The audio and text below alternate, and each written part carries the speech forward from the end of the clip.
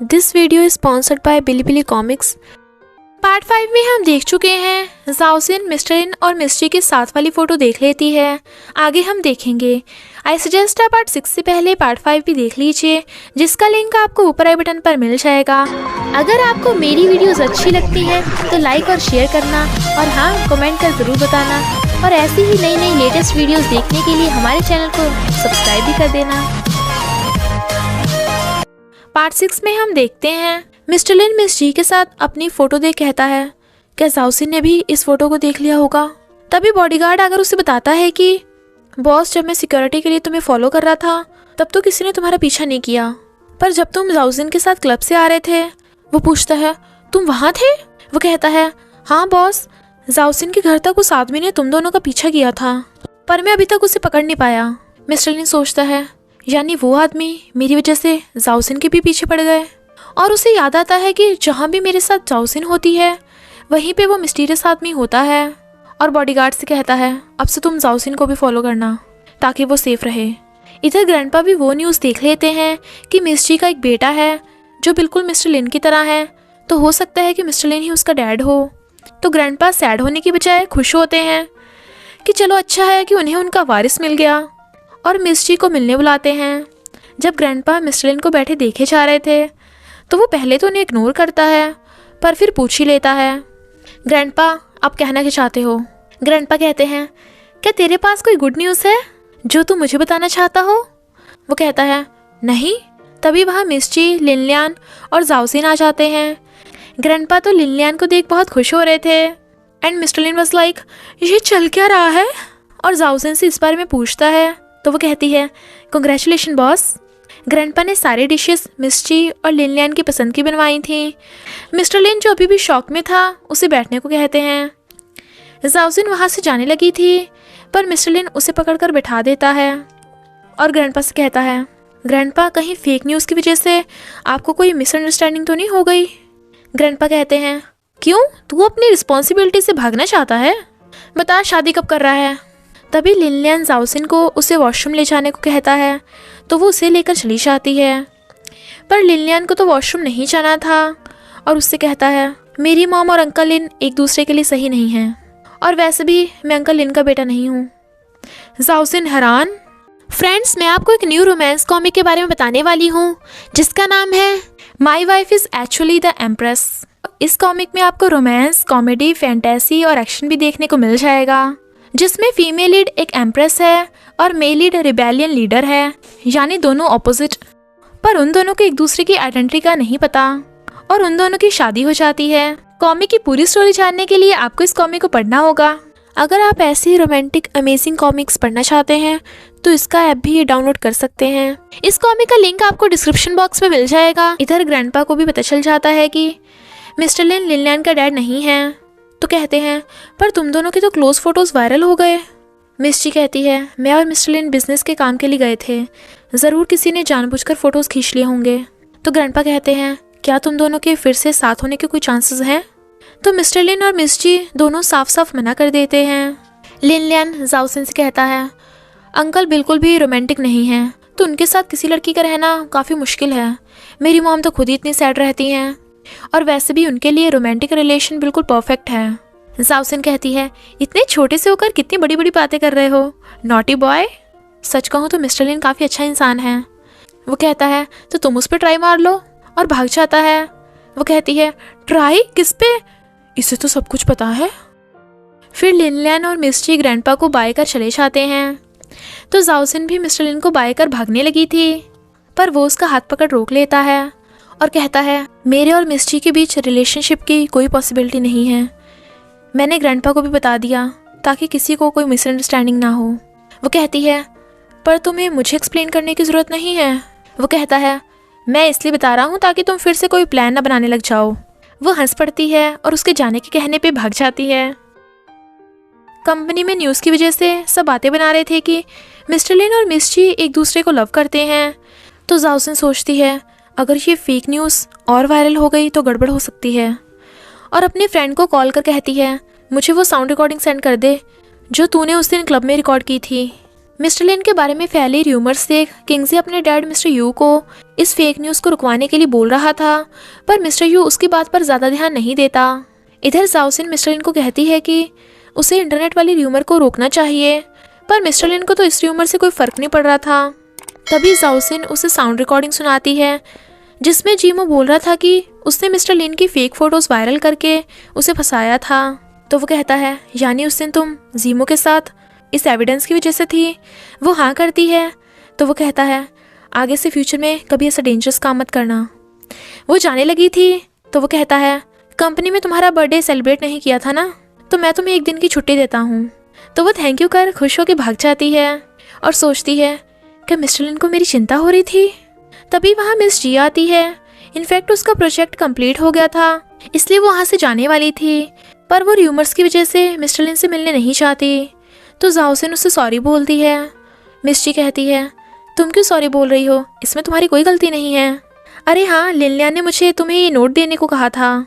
उसने कहा था कि तुम इसे सीक्रेटली पढ़ना, और फिर चली जाती है। जाओसिन नोट में देखती है, उस पर लिखा था मैं 100% बता रहा हूँ, अंकल लिन तुम्हें लाइक करते हैं। वो कहती है ये नॉटी लिनलियान, पर फिर नोट देख स्माइल करती हुई कहती है वो मुझे लाइक नहीं करता, उसे तो बस मुझे टॉर्चर करना पसंद है।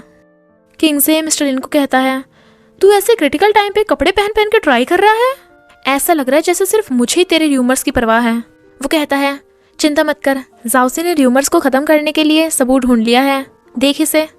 किंगजे कहता है जाओसिन ने तेरी इतनी हेल्प की इसलिए तूने उसे छुट्टी दी और कपड़े ट्राई कर रहा है ताकि उसके साथ बर्थडे सेलिब्रेट कर सके। वो कहता है ऐसा कुछ नहीं है, ये तो बस एक बॉस का अपने असिस्टेंट को गिफ्ट है। बता इस सूट में मैं यंगर दिख रहा हूँ ना? किंगजे पूछता है कहीं तुझे जाओसिन से लव तो नहीं हो गया? मिस्टर लिन कहता है ये कैसे हो सकता है, पर फिर अजीब सी स्माइल करता है। इधर जीमो किसी को बता रहा था कि जाओसिन की वजह से उनका प्लान फेल हो गया। यहाँ हमें इतना तो पता चल जाता है कि जीमो मेन गुंडा नहीं है और मेन गुंडा कोई और है जिसका भी फेस नहीं दिखाया जाता। मॉर्निंग में जाओसिन को मिस्टर लिन का फ़ोन आता है जो कहता है जल्दी नीचे आओ, मैं तुम्हारे साथ तुम्हारा बर्थडे सेलिब्रेट करूँगा। जाओसिन सोचती है लगता है इसने पूरी तैयारी कर रखी होगी। नेक्स्ट सीन में जाओसिन स्टैचू की तरह खड़ी थी और वहाँ मिस्टर लिन भी था। इनफैक्ट मिस्टर लिन उसका बर्थडे सेलिब्रेट करने के लिए उसे पार्क में लाया था, जिससे वो गुस्से में थी, पर कहती है थैंक यू मिस्टर लिन, मुझे ये बहुत पसंद आया, और फिर मार्शमेलो लेने भाग जाती है। तभी मिस्टर लिन की नज़र एक पोस्टर पे पड़ती है जिसमें लड़का लड़की एक ही मार्शमेलो खा रहे थे, तो वो शर्माकर बैठ जाता है। जाओसिन मार्शमेलो लेके आती है तो वो कहता है तुम भी एक ही लेकर आई हो? वो कहती है हाँ, क्योंकि तुम्हें तो ऐसी चीज़ें खाना पसंद नहीं। बेचारा मिस्टर लिन, पर वो मज़े से खाने लगती है। वो कहता है स्टूपिड लड़की, कैसे खा रही हो, तुमने अपना पूरा मुंह गंदा कर लिया, और उसके लिप्स साफ करने लगा था। जाओसिन उसे देखने लगी थी तो वो अपना हाथ हटा लेता है। वो कहती है और कैसे मार्शमेलो खाते हैं, तुम्हें कोई दूसरा तरीका पता है? तो वो एक मार्शमेलो को छोटी सी कैंडी बनाकर उसके मुंह में डालने लगा था। जाओसिन हैरान थी, पर मिस्टर लिन शर्मा जाता है और दोनों ही मुंह फेर के बैठ जाते हैं। फिर जब कई घंटों से मिस्टर लिन बैठा फिशिंग कर रहा था तो जाओसिन बोर हो रही थी, इसलिए बड़बड़ाने लगती है। वो कहता है बड़बड़ाना बंद करो, तभी तो फिश पकड़ी नहीं जा रही। जाओसिन बैठे बैठे सो जाती है। जब उसकी आइज़ खुलती है तो देखती है मिस्टर लिन ने अपना हाथ सन के आगे कर रखा है ताकि जाओसिन को धूप न लगे। वो उसे देखने लगती है, पर तभी जाओसिन के फ़ोन की घंटी बजने लगी थी क्योंकि मिस्टर लिन की हार्ट बीट बढ़ रही थी, तो वो उठ के जाने लगता है। रात में जब वो उसे घर छोड़ने आता है तो कहता है ये फ़िश तुम्हारे लिए बर्थडे गिफ्ट है। वो थैंक यू करती है और हंसती हुई भाग जाती है। तो मिस्टर लिन भी खुश हो रहा था। तभी वो नोटिस करता है कि कोई उन्हें देख रहा था और बॉडीगार्ड को कॉल करता है। बॉडीगार्ड बताता है कि वो जाओसिन के घर के बाहर ही है, तो वो निश्चिंत होकर चला जाता है। जाओसिन घर आके देखती है आंटी सो रही हैं, तो चुपके चुपके अपने रूम में आती है और फिश से कहती है मिस्टर लिन ने तुम्हें मुझे गिफ्ट दिया है ना, तो मैं तुम्हें नहीं खा सकती। और मिस्टर लिन के साथ वाले रोमांटिक मोमेंट्स को याद कर कहती है मिस्टर लिन क्यूट लगता है जब वो नॉर्मल बिहेव करे। अरे मैं ये क्या सोच रही हूँ, और फ़ोन साइलेंट कर देती है ताकि उसे रात भर मिस्टर लिन की हार्ट बीट वाली घंटी ना सुननी पड़े। बॉडीगार्ड जाओसिन के घर के बाहर पहरा दे रहा था, पर वो मिस्टीरियस आदमी तो जाओसिन के घर के अंदर घुस गया था और कुछ ढूंढ रहा था। फिर वो जाओसिन के कमरे में आता है जहाँ वो सो रही थी और उसके पर्स में से एक चिप निकाल कर ले जाता है। घर जाता हुआ मिस्टर लिन जाओसिन को कॉल कर रहा था बट वो नहीं उठा रही थी, तो वो बॉडीगार्ड को कॉल करता है पर वो भी नहीं उठाता क्योंकि बॉडीगार्ड का फ़ोन तो कार में रखा था। तो मिस्टर लिन भागता है। उस मिस्टीरियस आदमी को जाओसिन के घर से बाहर निकलते देख बॉडीगार्ड उसे पकड़ने के लिए उसके पीछे भागता है और फिर उन दोनों में फाइट स्टार्ट हो जाती है, पर वो आदमी भागने में कामयाब हो गया था। मिस्टर लिन जाओसिन को गेट खोलने के लिए बोल रहा था तो जाओसिन उठ के बाहर आती है। घर की हालत देख वो समझ जाते हैं कि ज़रूर कोई चोर उनके घर घुसा था, पर हैरानी की बात तो ये थी कि कोई भी कीमती चीज़ चोरी नहीं हुई थी। पुलिस भी चेकिंग करने आती है पर उन्हें भी कोई खास प्रूफ नहीं मिलता। मिस्टर लिन पुलिस को पूरी बात बता देता है तो वो कहते हैं कि वो लोग किसी को इन्वेस्टिगेट करने भेज देंगे।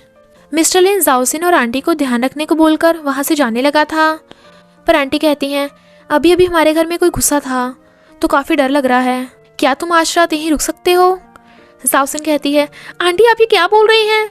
मिस्टर लिन कोई ज़रूरत नहीं, तुम जा सकते हो। वो कहता है ओके मैं यहीं रुकूंगा। वो दोनों हैरान। आंटी खुश हो कहती हैं ठीक है तो तुम सोफे पे सो जाना, क्यों ना तुम पहले पानी पी लो, पर उनसे गलती से सोफे पे पानी गिर जाता है। वो दोनों हैरान। आंटी कहती हैं सॉरी जाओसिन तुम जाकर रूम रेडी करो। वो कहता है कोई बात नहीं, मैं पूरी रात सोफे पे बैठा रहूँगा। जाओसिन कहती है नहीं ये सही नहीं है, मैं आंटी के साथ सो जाऊँगी तो मेरे रूम में सो जाना। आंटी कहती हैं नहीं मुझे अकेले सोने की आदत है और वैसे भी कल मुझे बिजनेस ट्रिप पे जाना है तो आज रेस्ट करना ज़रूरी है, और सोने भाग जाती हैं। मिस्टर लिन और जाओसिन को अजीब फील हो रहा था और फिर जाओसिन भागकर जा कुछ लेके आती है और कहती है ये मेरा सबसे बड़ा पजामा है, अगर ये भी तुम्हें छोटा है तो तुम नेकेड भी सो सकते हो, और पजामा देकर भाग जाती है। मिस्टर लिन हैरानी से उस छोटे से पजामे को देख रहा था और फिर जब वो पजामा पहन के आता है तो जाओसिन को तो हंसी आ जाती है, पर कहती है तुम्हारी फिगर तो बिल्कुल सुपर मॉडल जैसी है। वो पूछता है मुझे बेड पे सोना है क्या? जाओसिन कहती है नहीं नीचे सोना है, और खुद बेड पे लेट जाती है। तो मिस्टर लिन नीचे सोने लगता है और जाओसिन भी मुंह फेर के सो जाती है। इधर वही मिस्टीरियस आदमी मेन गुंडे को चिप पकड़ा देता है। मॉर्निंग में जाओसिन सो रही थी पर मिस्टर लिन उठ जाता है तो जाओसिन को देखने लगा था और उसके हाथ को टच करने वाला था, पर तभी फ़ोन की आवाज़ सुन जाओसिन डर के मारे रपट कर गिर जाती है, वो भी मिस्टर लिन की बाहों में। जाओसिन तो एकदम हैरान थी पर वो उसे देखने लगा था, और इसी के साथ पार्ट 6 का एंड हो जाता है। तो देर किस बात की, जल्दी से जाकर डिस्क्रिप्शन बॉक्स या कमेंट बॉक्स पर दी गई लिंक को क्लिक करके इस रोमांस कॉमिक के मज़े लीजिए। Thank you Bilibili Comics for sponsoring this video. बस थोड़ा सा इंतज़ार करना, फिर मिलेंगे नेक्स्ट पार्ट में।